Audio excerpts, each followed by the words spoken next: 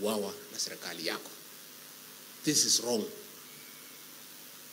How can you profess to be a Christian, to be born again, yet the government that you lead is abducting and killing our children?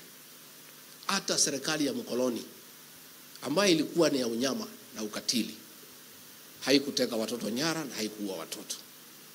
So hapo mimi ndio tulianza kupitania na rais. Na nikamwambia, these are our children. These are our sons and daughters. You are calling them criminals. They are not criminals. Ile tu wanataka ni haki ya Wakenya. Na kwa sababu wewe umemeza upinzani, nature abhors vacuum. Wamejitokeza kutetea Wakenya. I had a big problem with President William Ruto over abductions and extrajudicial killings.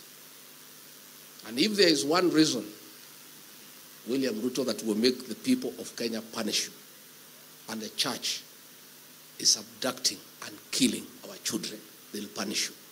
That one you cannot escape. Hata ukiungana na nani, hata ukitaja mabarabara ambayo iko, hii dhambi ya kuteka watoto nyara na kuwaua. Mimi najua tunaambiwa tukue watu ya kusameheana. Biblia inatuambia we forgive many times. But Reverend, I'm having a problem myself. Forgiving somebody who is abducting and killing our children, I have a big problem.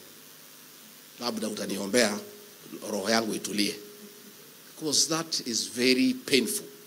Because these are young children who are innocent. Na hao watoto ni kusema tu wamesema Kenya haitembei vizuri ama iko makosa mengine wamefanya. So that one we have a problem. Again, maneno ya corruption. Nimwambia rais, tuliahidi watu tutawafanyia kazi, serikali imekuwa ni wizi tupu.